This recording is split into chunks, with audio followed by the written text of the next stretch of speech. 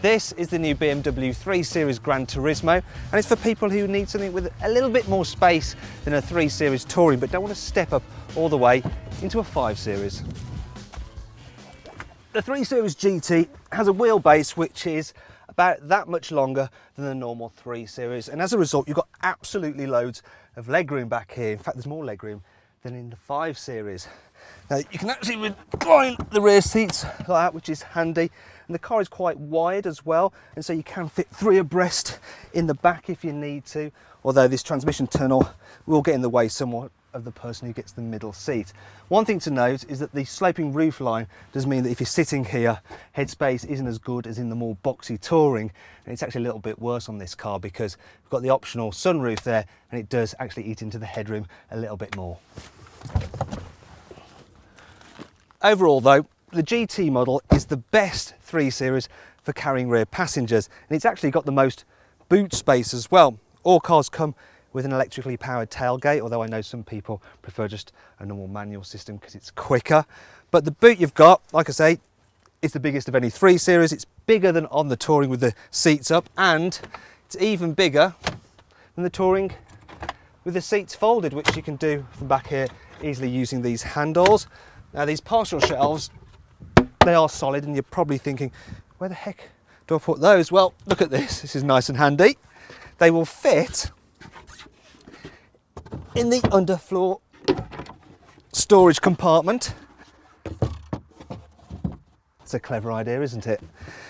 You've also got some useful tethers here, here and here, but one word of warning: while this boot may be slightly bigger than the estate cars, the tapered tailgate means that you can't carry such boxy items such as wardrobes quite so easily. Now I'm going to show you some cutaways of the interior cubby spaces now, because they're very plentiful and there's lots of places to store your bits and pieces. Finally, BMW has tried to make the Gran Turismo model seem a little bit more upmarket by adding features such as more plastic cladding to cover up the metal in the boot, and it also has these stylish frameless windows, and these are pretty much like the automotive equivalent of those bifold patio doors posh people have on their houses. Inside, the 3GT's design is almost identical to the normal 3 Series, and you can select it with a wide range of interior designs. So if you think wood is no good, you can opt for something a bit more youthful. Standard equipment includes rear parking sensors, climate control, USB for the stereo, digital radio, cruise control, and BMW's easy-to-use iDrive for the infotainment system. Meanwhile, safety kit includes 6 airbags and DSC anti-skid control. As for reliability, well, the normal BMW 3 Series, on which this car is based, finished in the top 10 of the 2013 Driver Power Owner Satisfaction Survey. In fact, why not rate your car by visiting driverpower.co.uk.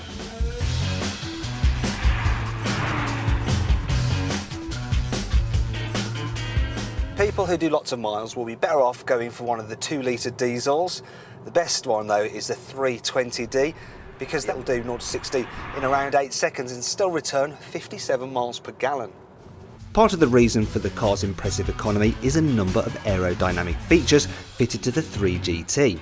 For instance, it's the first BMW to get air breathers behind the front wheels for smoother airflow, and an active rear wing, something, to be fair, Audi has had for a while. The BMW 3 Series is the best handling car in its class, but because the GT sits slightly higher and it weighs more, it does roll a little bit more in the corners. But that said, it's still not far off in terms of the actual cornering ability. And because it's got a fine rear wheel drive chassis and you've got sharp steering, it is still more fun to drive than most cars. And some people, they'll be willing to sacrifice some of that agility anyway for this car's improved comfort and the fact that you sit slightly higher, which gives you a better view going forwards. You can make it even better with the adaptive suspension, because in comfort mode, the 3GT suspension is as yielding as a memory foam mattress. Therein lies the problem with this car. You see, you have to spend on the extras to make it as good as it can be. For instance, as well as the adaptive dampers, you're going to want to spend on the excellent 8-speed automatic gearbox with paddle shifters, because it's just so good. You're probably also going to want the leather interior and the sat-nav, not only for your own benefit, but in order to make sure that the car holds its value as well come resale time. And then when you add in all those options, you're actually getting close to the price of a 5 Series. There are some other issues too. The 3 GT isn't the quietest car in the world, as the tyres make a lot of noise on rough surfaces. Also, the car's large bottom means rear visibility isn't great. It's especially bad in the wet, as there is no rear wiper.